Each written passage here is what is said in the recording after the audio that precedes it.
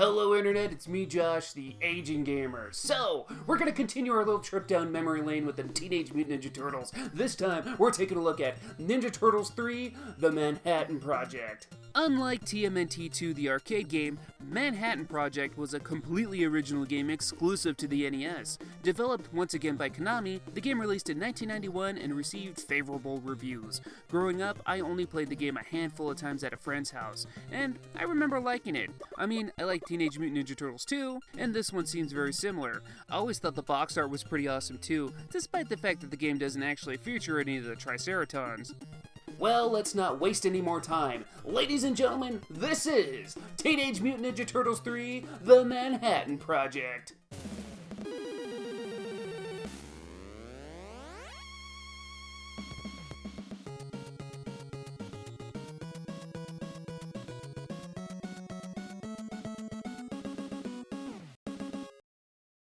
So, Manhattan Project takes place right after Turtles 2, the arcade game. Naturally. So in this game, Shredder has kidnapped April as well as all of Manhattan. Jeez, what's with everyone's obsession with the city? The Muppets took Manhattan, and so did Jason Voorhees back in the 80s. I guess Shredder's just continuing this trend. So in this game, Shredder doesn't have any big plans to destroy the world or anything. He basically is just calling out the Turtles to fight him. The Turtles end their vacation as they try to get their woman back.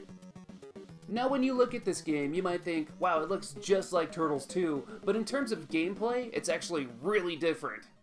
So like before, you press B to attack, A to jump, and B in the air to do a dive kick. New to this game though, press down and B and you can flip enemies. You can launch them behind you and even hit another enemy to knock them dead.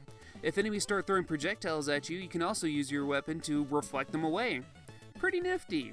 But the biggest game changer is your special. Pressing A and B here gives you a whole new type of special move, and each turtle gets their own. So, for example, Leonardo does the Cyclone Sword Spin. Donatello does the Knockout Roll.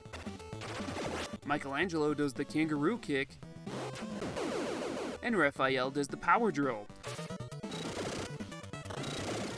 This one is my favorite as it works well with bosses. It lets you hit them and escape. Another big difference in this game though is that these super powerful attacks cost you your HP to use. Sometimes it's worth it though. If you're having a tough time with an enemy, sometimes it's better to just damage yourself to attack them, rather than possibly getting hurt more than you would have if you didn't use your special. You can somewhat abuse the system though. You can't die from using your special, so once you're down to just 1 HP point left, you can just use the special attack as much as you want. I mean, if you get hit, you're dead, but if you're good, you can just go through enemies or even stages pretty easily. Another change to this game is the point system. So depending on how you kill an enemy, you'll get a different amount of points. If you defeat an opponent with a special attack, you get 100 points. A jump kick gives you 200, and a standard attack gives you 300. So while easily spamming specials might be a great way to kill enemies, there's a risk and reward for killing an enemy with just a regular attack. After every 50,000 points, you'll get an extra life. Another cool change in this game is that when you die, you get to pick which turtle you want to play as when you come back. I love that as it feels certain turtles are better suited for different situations and boss fights. So there's a total of 8 levels, or scenes as this game calls it, and we get to fight in some new locations and we get to fight some new bosses. I'm not going to go over the levels too much here because I think we all know what to expect here. Turtles fighting hordes and hordes of foot soldiers, robots, Mousers, and the such. The first level has the Turtles leaving their vacation spot on the beach, where we have a boss fight with Rocksteady at the end.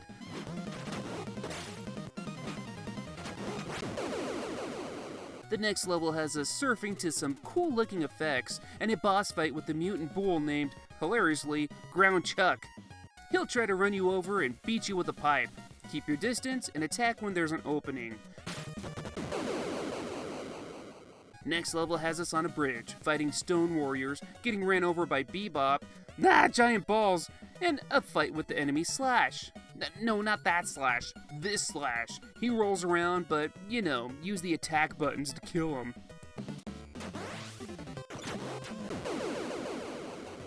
We continue on this stage until we fight Bebop, who is sporting a cool fancy hat.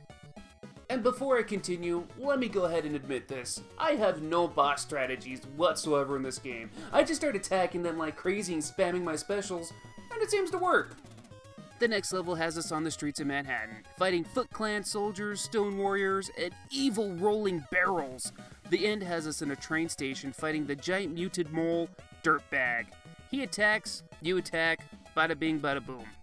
Level 5 has us in the sewers fighting off Mousers and such. We'll have a boss fight with the enemy, Leatherhead. I don't know why, but I always love this villain. There's so many awful looking mutated animal monsters in the series, and this one is my favorite. Anyway, this punk will shoot you, tail whip you, and even choke you out, so be careful. The next level has us in the Technodrome, fighting off the same bad guys we've been fighting off this whole game. At the end, we get a fight with Razor. Razor, at this point in time, only had an appearance in the second Ninja Turtles movie, Teenage Mutant Ninja Turtles II: Secret of the Ooze. His buddy Toka also appears in this game, but we'll get to him a bit later. As for Razor, he claws, scratches, and even has ice breath. He's one tough guy to beat, but once you do defeat him, it's time to fight Shredder. Shredder is brutal and quick. He swipes with his sword and does dive kicks of his own. Stay out of his way and attack when necessary. Once defeated, we save April, but Shredder escapes. Let's go after him. We go up an elevator, killing enemies along the way. We got some rooftop fights, and we eventually get face to face with Toka. Now this fight can be pretty damn brutal. Not only can he block some of your attacks with his shield, but he can knock your ass back into the neon lights and electrocute you. And worse yet, he'll gnaw on your goddamn head. Jesus Christ! Spam, spam, spam! We enter the final level now, Krang's Spaceship. In this level, we're going to fight every basic enemy we've fought before. It's a real endurance stage. At the end, we fight Krang. He's a lot tougher than last time. Krang can shoot homing missiles and shoot his fist out like an action figure. You know you're getting close to killing him when he splits in half and starts attacking you with both ends. Yeah, even his little legs will viciously attack you. As for his upper body, he can shoot lasers at you, and he even pulls out a Looney Tunes-sized mallet. He'll eventually pull himself back together, before he is eventually destroyed. Now it's time for our fight with Shredder.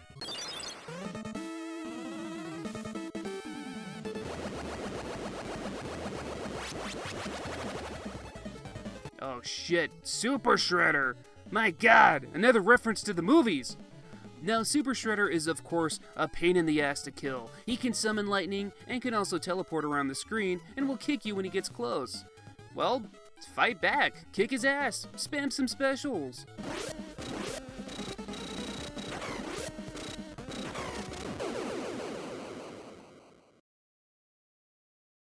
Krang's spaceship explodes, Manhattan falls back into place, and the turtles high-five.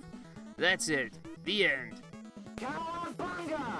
So that's Teenage Mutant Ninja Turtles 3, The Manhattan Project. So, how does it hold up? It's actually really good. The gameplay has been improved over the last game. There's a bit more you could do, like flipping enemies and having a different special attack with each turtle. It's great. The level layouts are about what you would expect for an NES beat-em-up. However, the bosses really get a chance to shine. They feel more dangerous. I like it. The music here is of course great. All these Ninja Turtle games always have some real upbeat fighting music. And visually, while it might look a lot like the last game, when you put the two side by side, you can really see that this game's better. The Turtles have better animations, though they still do that awkward thing where if you don't press any buttons, they stare at you. Ah! And also, like the last game, if you enter in a code at the title screen, you get access to a stage select, health bar adjuster, and even a sound test. Cool. And really, I don't have anything bad to say about Manhattan Project. I mean, it's not in my top 10 NES games of all time or whatever, but it's a great game that, in my opinion, doesn't really have any major flaws. It's a great NES beat-em-up, and I think I prefer Manhattan Project over the arcade game port, though it's really close. Manhattan Project just does everything Turtles 2 does, but more. It can feel a bit similar because, you know, the whole saving April, fighting Bebop and Rocksteady, finding and then fighting on the Technodrome, beating up Krang before having a final showdown with Shredder trope, but it's still fun. I kinda wish the game went with a different story, like the Turtles actually fighting those Triceratons on the box art, but as is, the game is great and definitely worth playing for any of you NES players out there. But these are just my opinions. What do you guys think about the game? I also thank you guys for watching this video, and I hope you stay tuned as we look at the next game in the series, probably the most popular Ninja Turtles game of all time. We're going to be taking a look at Teenage Mutant Ninja Turtles 4, Turtles in Time, for the Super Nintendo. I thank you guys for watching, and until next time, I'll see you on the next one.